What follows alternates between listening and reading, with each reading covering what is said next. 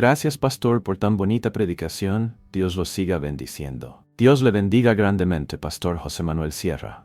Vida nueva. Muy feliz de haber encontrado en redes al pastor José Manuel, gran exponente de la palabra de Dios. Solo 166 palabras se puede decir tanto acerca de él. No necesitó miles de palabras para describir lo que sufriría el Señor, sino que ya digo, con 166 palabras nos da una descripción increíble, muy profunda, muy extensa, muy interesante, que analizaremos Dios mediante a partir de hoy, acerca de lo que le tocaría sufrir al Señor Jesús, al Mesías.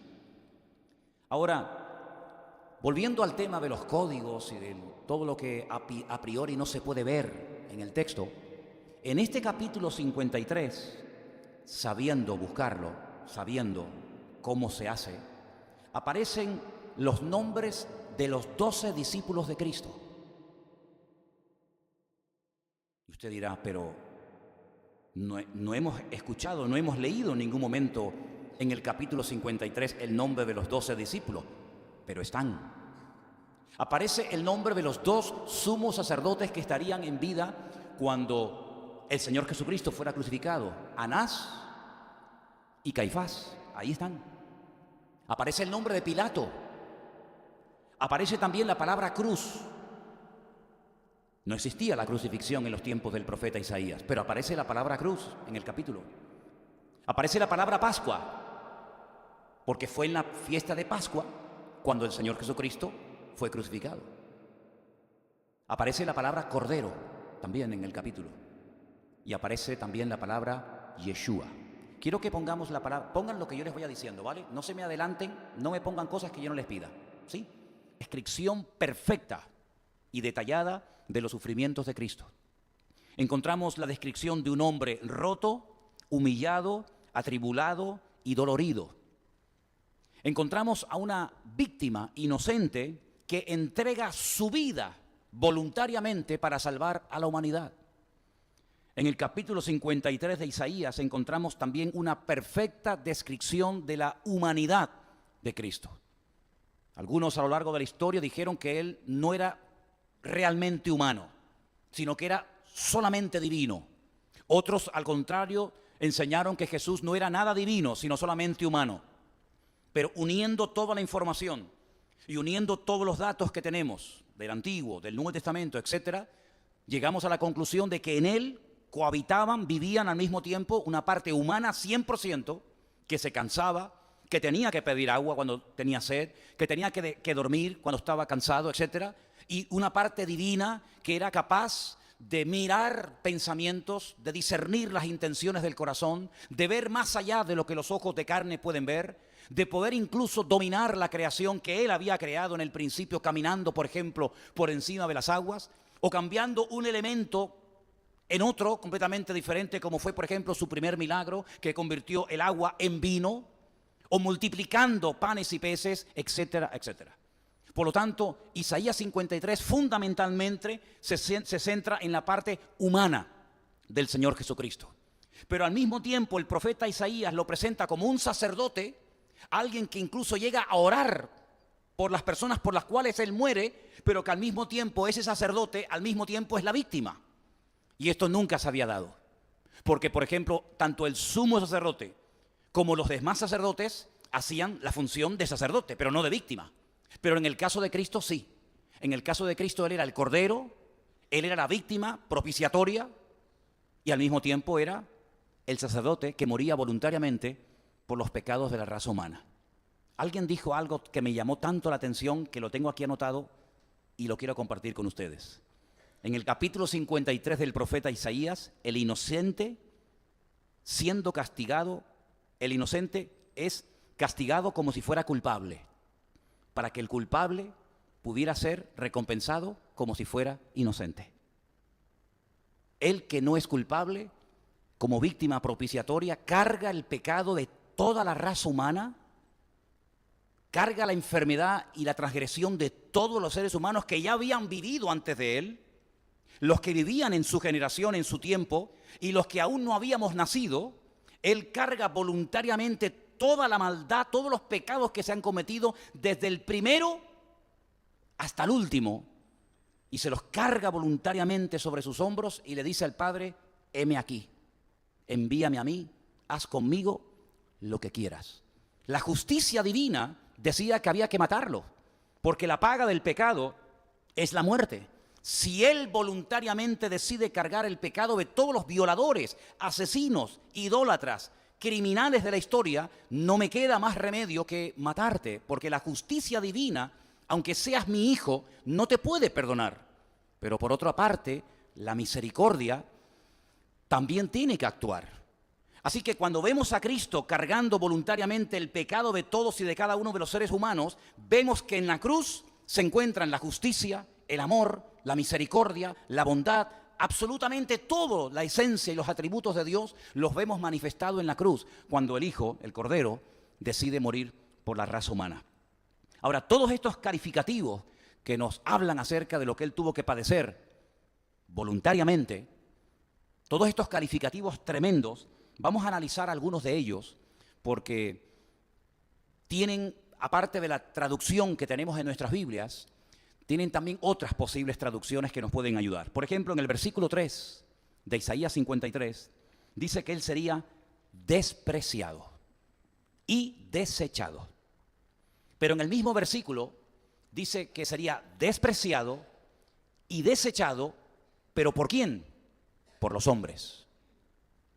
Es interesante notar que esa palabra, despreciado, también se podría haber traducido como menospreciado.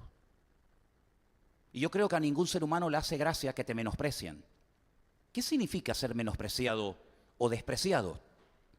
Significa concederle a una cosa o persona menor valor o importancia de la que merecen. Si tú mereces un trato, tú mereces un respeto y no lo recibes, eso significa que te están menospreciando o te están despreciando. También despreciado o menospreciado significa considerar que algo no merece ningún aprecio o atención. Él sabía perfectamente que cuando viniera, sobre todo a los suyos, a su pueblo, no iba a ser querido, no iba a ser bien recibido, no iba a ser adorado, no iba a ser recibido con todo tipo de alegría, sino más bien todo lo contrario. Puede pasar por la mente de algunos de ustedes el hecho de que hubo un momento en el que sí lo recibieron. Cuando entra triunfalmente, ¿os acordáis? La misma semana que padece montado en aquel pollino de asno, que por cierto no entró montado en un pollino de asno por casualidad, sino que había también una profecía, en este caso de Zacarías, que decía que entraría montado en un pollino de asno a Jerusalén. Y mucha parte de la ciudad salió y comenzaron a decir algo que se decía, pero no a cualquier persona, sino era una expresión que se le decía al sumo sacerdote cuando en la semana de la Pascua se iba a Belén. Preguntarán ustedes, ¿y a qué se iba a Belén? Belén está más o menos como a 8 kilómetros, 7, 8 kilómetros al sur de Jerusalén.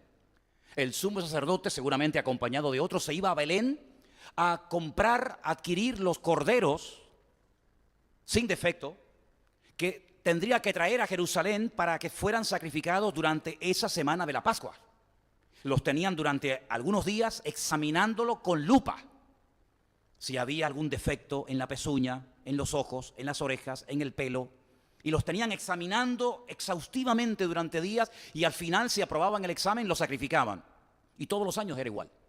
Uno se mandaba al desierto, a Azazel, no sé si conocéis la historia, con todos los pecados del pueblo, y otro se sacrificaba. Y de ahí viene lo del cordoncito rojo, que después se ha convertido en lo de la buena o la mala suerte. En fin, conocéis un poco la historia, ¿no? Pues cuando venía el sumo sacerdote de Belén, donde se criaban los corderos, porque cuando se aparecieron los ángeles la noche que nació el Mesías, ¿a quién se apareció? A los pastores. ¿Y qué hacían los pastores allí? Cuidaban los rebaños que después iban a ser llevados al templo a ser sacrificados. Ahora, ¿cómo encaja todo, verdad? El sacerdote iba a Belén, compraba los corderos, los traía, y cuando llegaba a la ciudad, toda la ciudad salía en peso y le decían, Baruch haba Beshen Adonai, bendito el que viene en nombre del Señor. Bienvenido, Baruch haba, bienvenido. Ese mismo día, el Señor Jesucristo estaba entrando por otra puerta, no la que daba acceso cuando venías de Belén, que era la del sur, sino estaba entrando por la puerta del este, La puerta de la Dorada, la que mira al Monte de los Olivos, la que hoy en día está cerrada. Porque dice la Biblia que tiene que estar cerrada porque por esa puerta entró el Señor, tu Dios, y nunca más entrará hombre alguno. Lo dice Ezequiel 44:2, si no me equivoco. Y cuando la gente salió a decirle, Baruch Haba Beshem Adonai, los sacerdotes salieron corriendo y le dijeron a la multitud, no, esto no se lo dice a él, esto hay que decírselo al sacerdote. Dile a tus discípulos que se callen. Y el Señor dijo, si yo les digo a estos que se callen, las piedras comenzarían a alabarme. Así que es inevitable que suceda esto. Y aunque aparentemente lo recibieron, esos mismos que le recibieron con aquel saludo, esos mismos, antes de que terminara esa semana, delante de Poncio Pilato, pidieron su cabeza. Así que aparentemente le recibieron, pero sabemos que en el fondo fue rechazado, fue menospreciado y fue totalmente menospreciado por los suyos, por su propia casa. ¿Él lo sabía? ¿O ese día fue cuando se enteró de que lo iban a rechazar? Desde la eternidad, aún no había sido creado el universo, aún no existía absolutamente nada, y el Hijo sabía perfectamente que algún día vendría a este mundo y el mundo lo rechazaría y el mundo lo menospreciaría. ¿Qué te parece? Entonces, ¿por qué vino? Porque de tal manera amó Dios al mundo que dio a su Hijo unigénito. ¿Te das cuenta? Si saltamos al siguiente versículo, aunque también nos dice que sería desechado y rechazado, como también se podría traducir. Otra versión dice sería dejado solo. Es interesante notar cómo el Señor Jesucristo estuvo toda la vida rodeado de enormes multitudes, pero en el momento de más necesidad lo abandonaron y lo dejaron totalmente solo, incluso sus discípulos. En el versículo 4 dice, ciertamente Él llevó nuestras enfermedades y sufrió nuestros dolores, y nosotros le tuvimos por azotado y por herido de Dios. Fíjate, azotado y herido de Dios y abatido. Los judíos, no solamente en aquel tiempo, sino hasta el día de hoy, asocian el dolor, la enfermedad y los problemas con el pecado. Y aquí hay que hilar muy, pero que muy fino. Porque se le puede hacer muchísimo daño, como de hecho a veces se ha hecho, no digo queriendo. Se le puede hacer mucho daño a una persona que está pasando por una prueba física, o una situación económica apurada, o por un problema familiar duro, asociándolo con que está en pecado, o que está mal, o en desorden delante del Señor.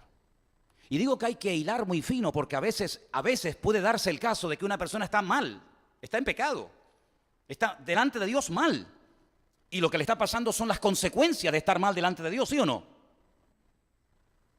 Pero no siempre. Y por eso yo creo que el Señor permitió que en la Biblia estuviera un libro que hasta el día de hoy muchos no lo logran entender. Y es el famoso libro de Job, donde los amigos, aparentemente, no terminan de entender cómo si eres tan justo y tan bueno y no llevas una doble vida, ¿cómo lo pasas tan mal? ¿Y cómo has tenido que enterrar a todos tus hijos en un día? ¿Y cómo has perdido tus cosechas? ¿Y cómo te ha abandonado tu mujer? ¿Y cómo tú estás enfermo, pero con una enfermedad terrible, que se te cae la piel a pedazos? ¿Y cómo es posible que te vaya todo tan mal en la vida? No puede ser que Dios, si es tan bueno, te castigue de esta manera. Algo malo tienes que hacer para que te vaya tan mal en la vida. Y por eso cuando leemos que Él fue herido de Dios, es que al judío no le entraba, ni le entra en la cabeza que a un justo, que a uno que haga la voluntad de Dios, le puedan pasar cosas aparentemente malas, dolorosas o negativas. De hecho, hay unos libros de un famoso rabino que yo leo mucho, que dice, las transgresiones están unidas a las desgracias. Es decir, desgracia, detrás de esa desgracia, detrás de esa enfermedad, detrás de esa ruptura matrimonial, detrás de ese problema de la índole que sea, seguramente hay una transgresión, un pecado o algo que estás haciendo mal.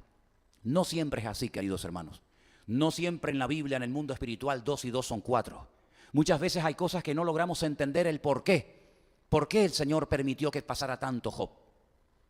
¿Por qué el Señor permitió que lo pasara tan mal su propio hijo cuando era justo y nunca había pecado?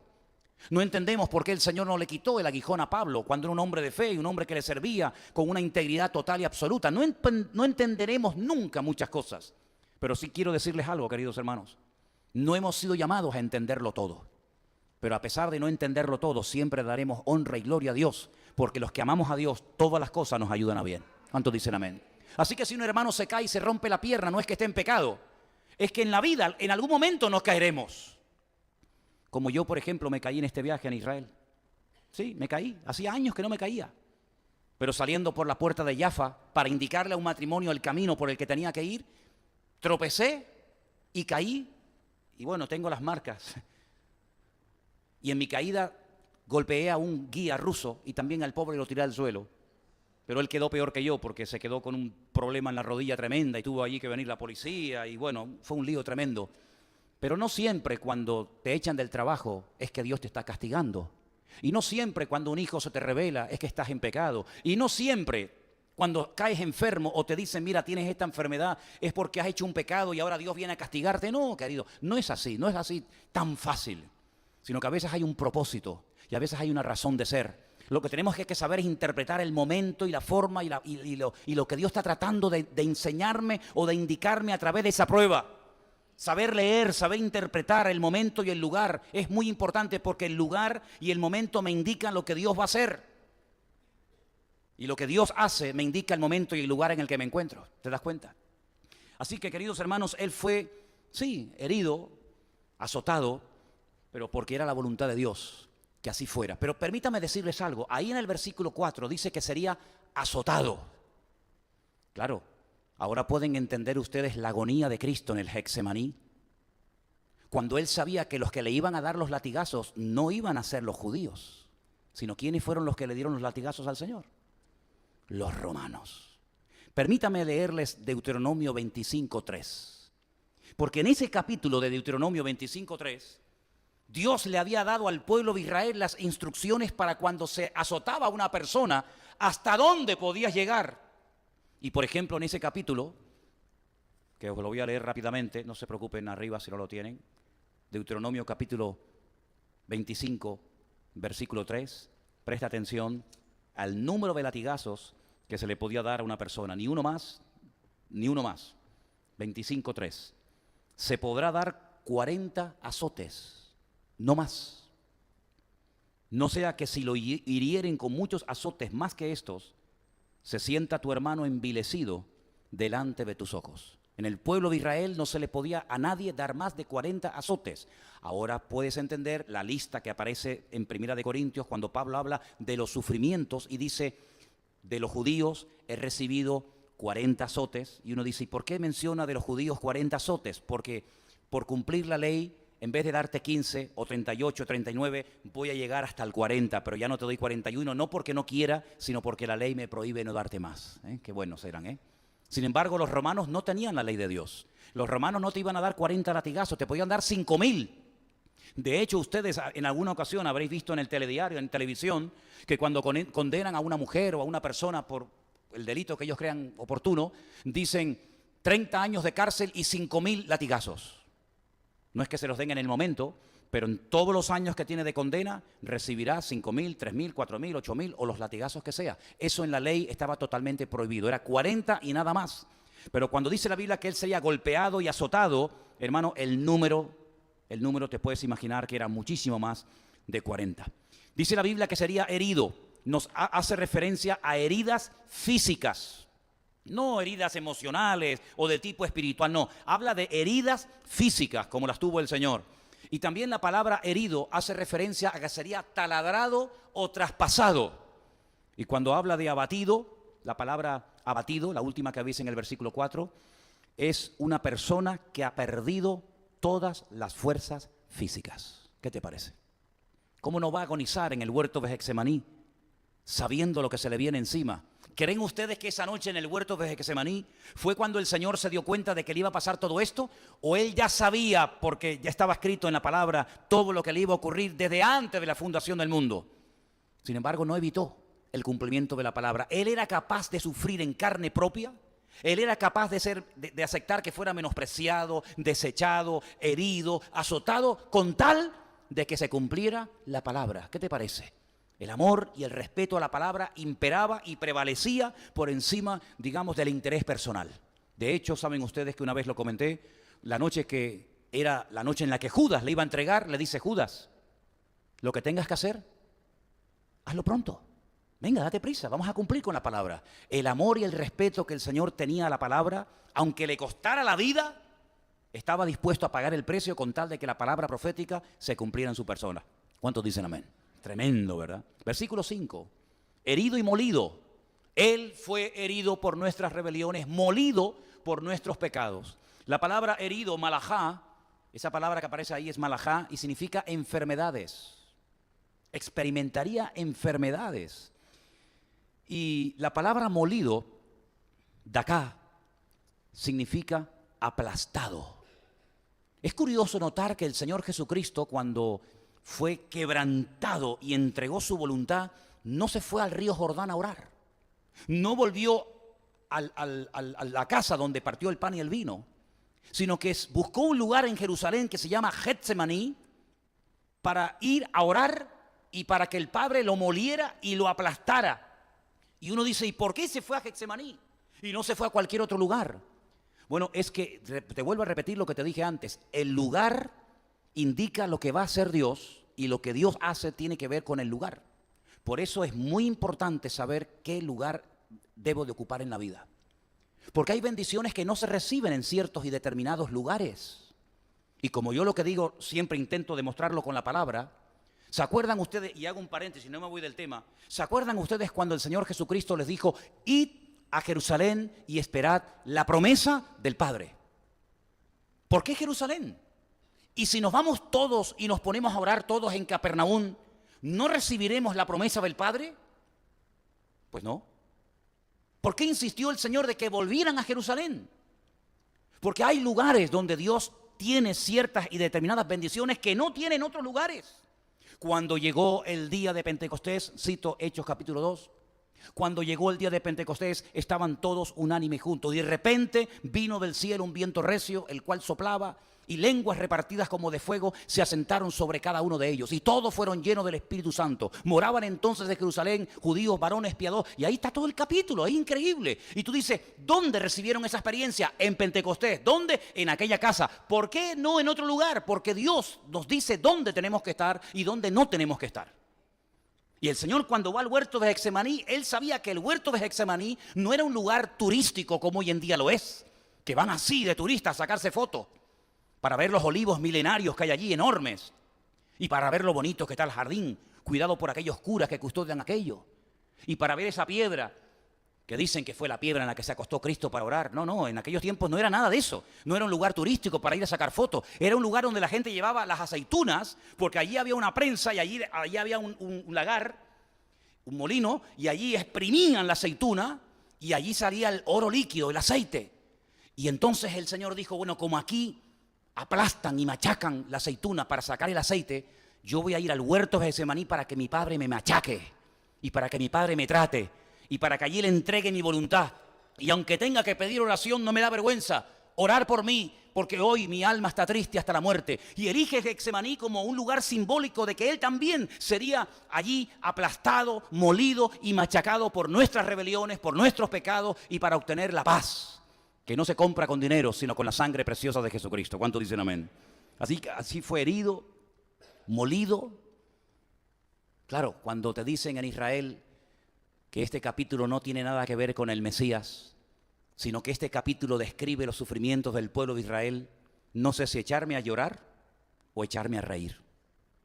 Porque en absoluto, jamás, durante siglos y siglos y siglos y siglos, el pueblo de Israel siempre creyó y aceptó que Isaías capítulo 53 era el capítulo que describía la vida del futuro Mashiach, del Mesías.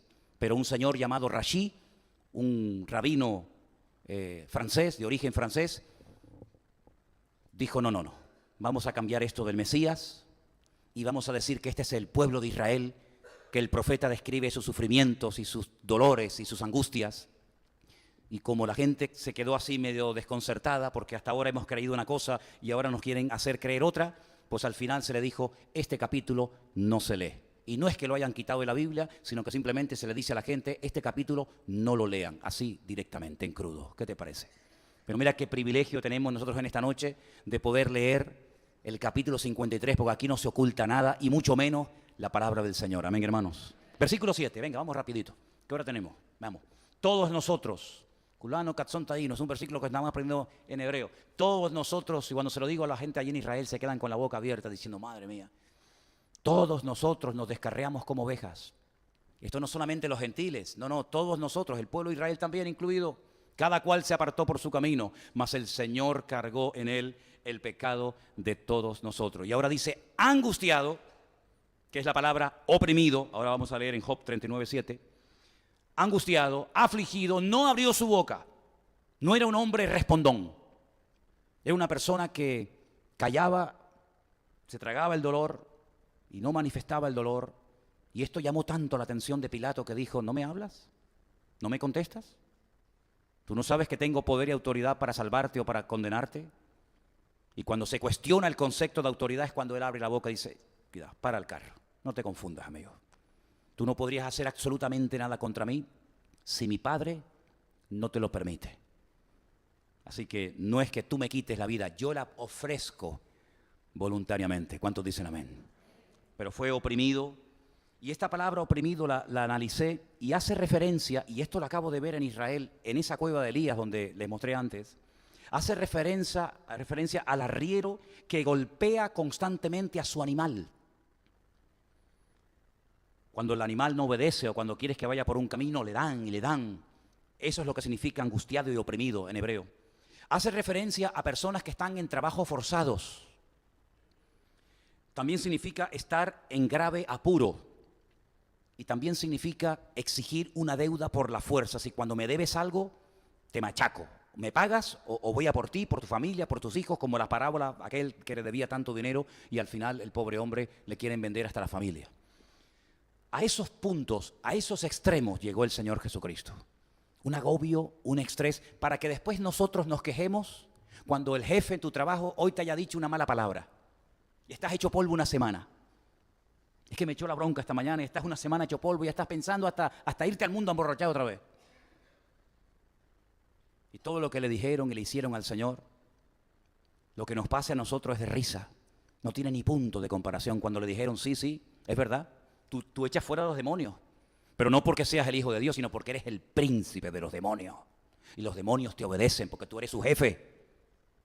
Otra vez le dijeron que estaba loco. Otra vez quisieron despeñarlo, ¿verdad? Y todo eso lo aguantó calladamente, tragándose, ¿verdad? Como oveja, como cordero que es llevado al matadero. Porque, hermano, hay una gran diferencia entre matar a un cerdo y entre matar a un cordero. Mi suegra está aquí y ella ha matado a algunos cerdos, ¿sí o no? Y algunos de ustedes a lo mejor lo han visto en la península o aquí en Canarias cuando se produce la matanza. Entra a, ¿cómo se llama la cucha? ¿Cómo se llama? ¿Dónde está el cerdo? Entra a la cuadra y saca al cerdo y ponlo encima de la mesa e intenta matarlo. Hermano, ese animal, yo no sé si se huele que ha llegado su día y su hora, pero hace un escándalo terrible, terrible. El cordero hace así y te pone el cuello. Y tú le pegas el corte en la yugular y el animalito no hace ni el más mínimo ruido. No se queja, no sale corriendo, sino que casi como que se ofrece, ¿no? Y así fue el Señor Jesucristo. Y un ejemplo lo podemos ver, por ejemplo, en Abraham y en Isaac, su hijo, que dice que ambos subían juntos al monte Moriah. Siempre tenemos la imagen en la cabeza de un niñito pequeñito que va de la mano del papá y que lo lleva a la montaña y lo amarra al niño. Quítate esa imagen de la cabeza, por mucho que te la hayan enseñado en la escuela dominical. Cuando Abraham subió con su hijo Isaac, después de 3 días de caminar desde el sur de Israel, desde una ciudad llamada Beersheba, que significa la ciudad de los 7 pozos, hasta el monte Moriah que significa Dios o el Señor es mi maestro. Fíjate los nombres tan bonitos que tienen los lugares en Israel. Cuando lo sube al monte Moriah y lo pone encima del altar, Isaac tenía 40 años. De ahí que enfatice el autor de que ambos subían juntos. Porque Isaac no era tonto. Isaac sabía que el padre llevaba la leña, el cuchillo, el fuego. Pero aquí falta lo principal. Aquí falta el cordero. Y cuando le pregunta al padre, padre, ¿y el cordero? Y el padre le dice, el Señor proveerá, hijo. En esa palabra hebrea, el Señor proveerá, dentro está la palabra cordero, aunque no se vea en español. El Señor proveerá, ahí está el cordero. Pero en este caso el cordero eres tú. Y Abraham, Isaac, que no era tonto, que no era la primera vez que subía a un monte a hacer un sacrificio con su padre, él sabe perfectamente que en este caso el que vas a morir eres tú. Dios nos sacó de una tierra pagana donde mataban los padres a los hijos. ¿Y ahora qué es? Volver atrás y practicar aquellas barbaridades de las cuales el Señor nos sacó. Pero Padre, si esa es la voluntad de Dios, cuenta conmigo y córtame la cabeza o lo que quieras cuando quieras. Ese es el sometimiento impresionante del Hijo al Padre. Se sometió, no se resistió, no salió corriendo. Y dice, subían ambos juntos. Pero qué tremendo, ¿no?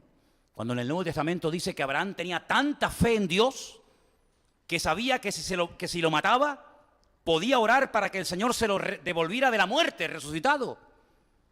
Dice, en cierto sentido así fue lo que pasó. Es interesante notar que cuando llega a la casa, su madre ya está muerta. Algunos dicen que Sara murió de pena porque vio salir al padre y al hijo y probablemente nunca más volvería a volver a su hijo. Y cuando llega ya Sara está muerta. Y él se va al pozo del viviente que me ve. Y allí dice que a lo lejos, tiempo más tarde, ve venir a su futura esposa Rebeca y allí se consoló por la pérdida, por la muerte de su madre. Son historias realmente. ¿No se te ponen los pelos de punta cuando oyes todo esto? Yo llevo casi 40 años predicando la Biblia y cada vez que hablo de esto me emociono porque digo, Señor, tu palabra es una pasada, tu palabra es una maravilla. Bueno, pues ese sometimiento de ese hijo al padre, que al final se libró, al final se escapó, ¿sí o no? Porque el padre, Dios le dice al padre Abraham, alto, date la vuelta. Y entonces saca al hijo y degolla al carnero. En el caso de Cristo no fue así. En el caso de Cristo tuvo que morir ese día. ¿No os habéis preguntado nunca por qué lo crucificaron en el centro y por qué la Biblia enfatiza y otra vez, uno a la derecha, otro a la izquierda, y uno a la izquierda, uno a la derecha? Porque la Biblia no cuenta cosas para rellenar, sino que cuando dice que ahí lo pusieron en el centro, tiene que ser por algo. Bueno, pues yo te voy a decir por qué dice eso la Biblia. Porque los romanos tenían la costumbre de que ponían a la izquierda el menos malo. A la derecha el que era el principal. Este fue el colaborador, pero a la derecha fue el que lo hizo. Pero en el centro era el cabecilla, el peor de todos, al centro, para que la gente diga, el de la izquierda, el pobrecito, fue una víctima. El de la derecha fue el malo, pero el del centro, amigo. El del centro fue el cerebro de la operación. Y a Cristo, mira tú por dónde lo ponen en el centro de los dos malhechores para decir, de los tres, el peor, el del centro. Y Cristo lo sabía, pero como oveja fue llevado al matadero. Versículo 8, una palabra que me llamó mucho la atención. Por cárcel y por juicio fue quitado. Su generación, ¿quién la contará? Porque fue cortado de la tierra de los vivientes y por la rebelión de mi pueblo fue molido o fue herido. La palabra cortado significa eliminado, dejar de existir. En otras palabras, el profeta Isaías está diciendo que el Mesías, cuando viniera, no moriría de viejo. Hay una leyenda hindú que dicen que Jesucristo, antes de ministrar, antes de ser el Señor Jesucristo en Israel, fue a la India. Y en la India aprendió todo lo que después fue a Israel y enseñó. Y cuando terminó su ministerio, se fue a la India, a Cachemira, y allí se hizo un gurú. Y allí hay todavía hasta el día de hoy hijos y descendientes del Mesías judío. Barbaridades. Con tal de que el mundo no acepte la verdad. Pero Cristo fue cortado, fue eliminado, fulminado de una muerte cruel, atroz, que duraba horas. De hecho, sabemos que murió más o menos, o lo crucificaron más o menos a las 7 de la mañana y hasta las 3 de la tarde estaba agonizando, una tortura terrible, más aparte los latigazos que le habían dado, donde le dejaron los huesos a flor de piel y le arrancaron toda la piel de la espalda a tiras, más la corona de espinas, etcétera, etcétera, ¿verdad? Y todo eso por amor a la humanidad. Fue cortado. Cortado significa muerto totalmente. Ahora, dejadme que os lea Daniel 9:26. Yo no sé si lo tenéis arriba, si no yo os lo leo rápidamente. Mira, ahí está. Daniel 9:26. Escuchen, esto es una profecía alucinante que en su día estudiamos. Los términos que se emplean aquí son términos que no se utilizan hoy en día entre nosotros. Ya lo explicaremos en otro momento, cuando llegue la oportunidad. Después de las 62 semanas, hay que multiplicar por 7, porque son semanas de 7 años, se le quitará la vida al Mesías, se le quitará la vida al Mesías. Mas no por sí, sino va a cometer un acto de suicidio. No se va a ahorcar, no se va a quitar de medio. Se le quitará la vida al Mesías, mas no por sí. Y ahí sigue diciendo el resto de la profecía: y el pueblo de un príncipe que ha de venir destruirá la ciudad, el santuario, su fin será con inundación hasta el fin de la guerra, durarán las devastaciones. Una profecía muy completa. Pero fijaros cómo Daniel también dice que al Mesías se le iba a quitar la vida, lo iban a matar, lo iban a crucificar. Y también Zacarías, ahí son muchos versículos, hay un montón de datos que hay aquí para estudiar este tema. Zacarías dice: y mirarán al que traspasaron. Y Zacarías dice que harán gran lamentación por él. Zacarías dice que moriría crucificado, porque dice que mirarían al que traspasaron. Quiere decir que cuando el Señor Jesucristo venga, sus heridas en sus manos, en sus pies y en su costado aún serán visibles. De hecho, cuando ustedes lean el libro del Apocalipsis, dice que Juan lo vio en el cielo y vio a un cordero inmolado. Un cordero que llevaba cicatrices, un cordero que llevaba heridas. Esas heridas permanecerán por la eternidad en las manos, en los pies y en el costado de Cristo, como señal permanente de que un día el Mesías murió de aquella manera cruel por nosotros. Ahora, la cruda realidad de todo esto es que, aunque el Señor utilizó al Imperio Romano, que fueron los inventores, por así decirlo, de la crucifixión, y aunque utilizó a las autoridades religiosas de la época en Israel hace 2000 años, la cruda realidad, independientemente de si eran los judíos o eran los romanos, la cruda realidad es que todo este martirio y todo este sufrimiento que estamos relatando en esta noche era el que tú y yo merecíamos. Es decir, en aquella cruz teníamos que haber muerto todos los seres humanos. Esos que dicen que tú siempre fuiste bueno, y espero que aquí no haya nadie que hable así. Porque siempre hay gente que dice: no, yo siempre fui bueno. Bueno, yo fui a la iglesia porque, bueno, pero yo siempre fui bueno. Ya. Así que Cristo por ti no murió. Tú eras tan bueno, que Él pasó todo ese calvario para nada, porque tú eras tan bueno. Eso será para los ladrones, los delincuentes, ¿verdad? Esa cruz y ese martirio y ese sufrimiento lo padeció el Señor Jesucristo por todos nosotros. Porque éramos nosotros los que teníamos que morir de esa manera. Pero Él le dijo al Padre: déjalo, Señor, déjalo, Padre. Yo voy a morir por el pecado de él y del otro, y del otro, y del otro, y del otro. Y si quieres, ensáñate conmigo para que ellos sean salvos. Es decir, el inocente pasa por culpable para que el culpable pase por inocente a través de Cristo delante de la presencia de Dios. Si esto no es amor, ¿qué es entonces?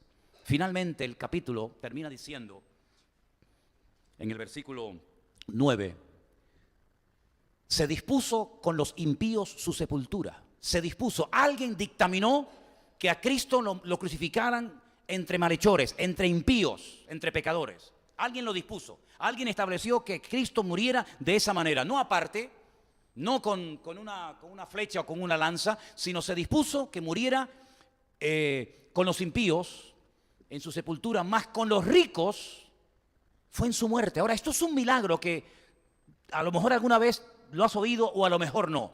Te vuelvo a leer el versículo. Se dispuso, alguien estableció la forma como tenían que morir, pero además dice, se dispuso con los impíos su sepultura.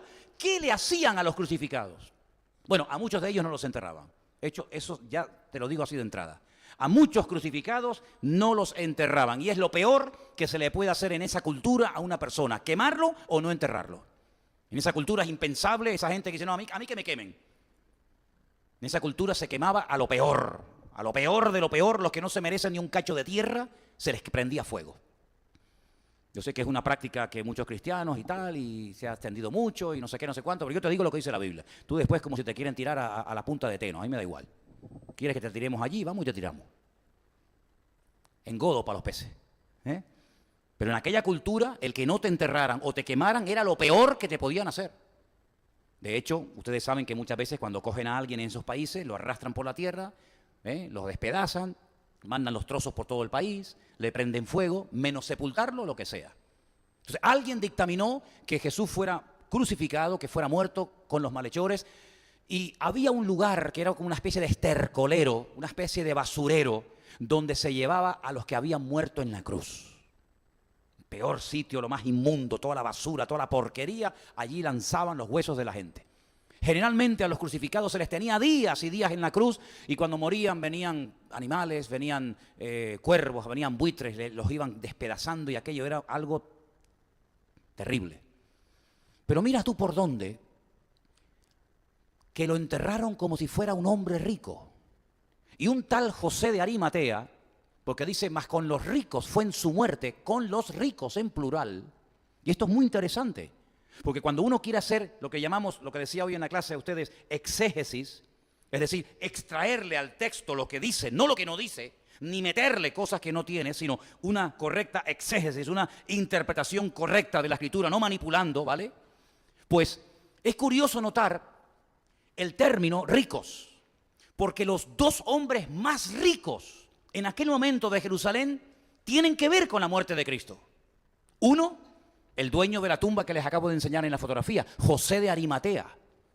José de Arimatea era un hombre que decidió preparar su sepultura labrando, perforando una roca, que eso costaba un dineral y no todo el mundo podía hacerlo, para que cuando él muriera y su familia lo enterraran a él. Pero mira tú por dónde él renuncia a ese sepulcro que él seguramente a pico y pala había mandado hacer, y renuncia a su sepultura para dársela a otra persona, que no es ni familia ni amigo, pero dice que en el principio José de Arimatea fue un discípulo de Cristo. No sé si lo habéis leído, yo lo leí ayer, dice que José de Arimatea fue discípulo de Cristo. Algunos dicen, pero Cristo tuvo 12 discípulos. No, señor. Cuando empezó tuvo 70. Después el grupo fue bajando. Pero dice que José de Arimatea fue un discípulo de Cristo. Y tal vez diciendo, bueno, yo tal vez no fui un fiel discípulo de Cristo, pero en este momento quiero darle lo mejor que tengo, lo más valioso, y le doy mi sepulcro. Se lo dio.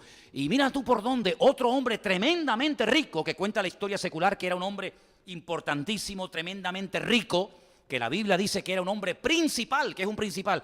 Un hombre muy importante entre los judíos, que se llamaba Nicodemo, capítulo 3 de San Juan.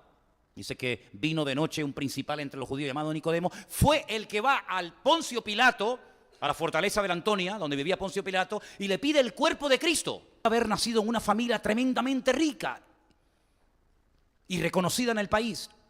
Nació en una familia tan sencilla y tan humilde que no tenían dinero ni para contratar una habitación donde su madre pudiera parirlo.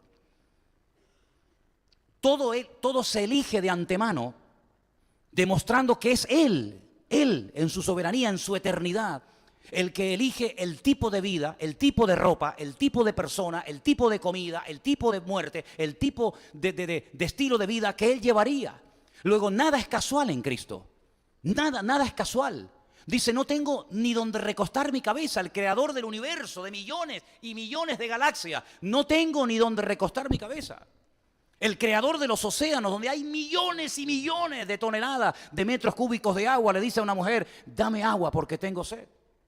El creador del universo se queda dormido en una barca, y el creador del universo necesita un burro para poder entrar triunfalmente y cumplir la palabra profética de Isaías 14, el día que entró triunfalmente en Jerusalén. El creador de la tierra y del universo no tiene ni una sepultura, pero no te preocupes que un rico te la va a regalar, te la va a prestar para que se cumpla la palabra profética de Isaías 53. Está todo controlado, todo bajo el control.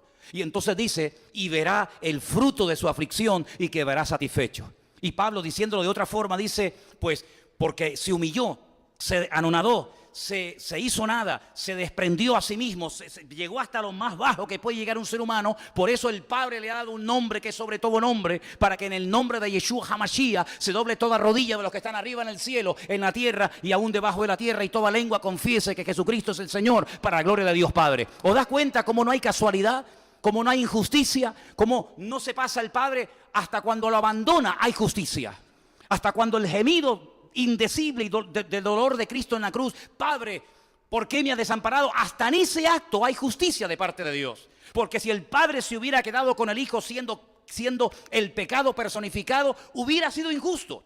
Hubiera ido en contra de la santidad de su esencia misma. ¿Por qué? Porque la santidad de Dios le impide cohabitar con el pecado. Y Él tiene que abandonar a su propio Hijo. ¿Pero por qué? Porque lo odia, no, porque lo ama, y porque la santidad no puede cohabitar con el pecado. Pero sin embargo lo ama tanto, y en su misericordia lo ama tanto, que no permitió que se corrompiera, no permitió que ni un solo hueso fuera quebrantado, sino que al tercer día lo resucita, demostrándole al mundo que Él no fue un impostor ni un mentiroso, sino que Él era el Rey de Reyes y Señor de los señores. Y quiero que ahora le des un fuerte aplauso al Señor, porque Él se lo merece. ¡Aleluya! ¡Gloria a Dios! ¡Gloria a Dios! ¡Amén! ¡Gloria a Dios! Fuerte ese aplauso para el Señor Jesús. A ti la gloria, a ti la honra, al que vive por los siglos de los siglos. ¡Amén! ¡Aleluya! ¡Aleluya! ¡Gloria a Dios! Para muchos fue el final. Para muchos fue el principio. Para muchos fue una vergüenza. Estando en el sepulcro hace unos días, le dije a la gente, ¿sabéis? Lo primero que se dijo para extender la mentira, se usó el poder económico, se usó el dinero, porque los judíos fueron a Poncio Pilato y le dijeron, ¿sabes? Hemos recordado algo.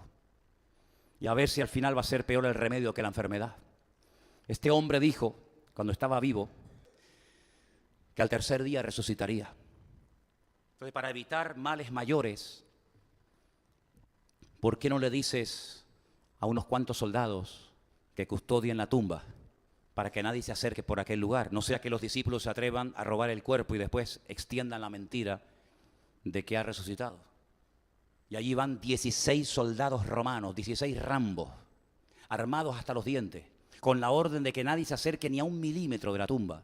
Ponen un precinto romano y allí están 16 soldados romanos que saben que como se les robe el cuerpo que está dentro, ellos van a morir muertos, lo van a matar al día siguiente. Al tercer día, cuando el Señor Jesucristo resucita, y lo dije el otro día, lo vuelvo a repetir ahora, la piedra no se quitó para que Él saliera. No, la piedra se quitó para que tú entres adentro y veas que está vacía. Aunque estuviera la piedra, Él iba a salir igual. Así que no quito la piedra para que el Señor salga, sino quito la piedra para que entres y para que puedas ver con tus propios ojos que la tumba está vacía. Fueron otra vez a la autoridad y le dijeron, mira, esto se nos va a ir de las manos y esto va a ser una rebelión terrible. Vamos a subvencionar, vamos a pagar, a sobornar a la guardia y decirle que sus discípulos robaron el cuerpo de noche. Dice, y esto hasta el día de hoy se cree.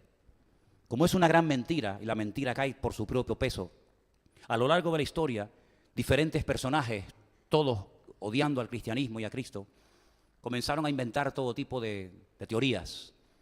Una de las teorías tal vez más conocidas es que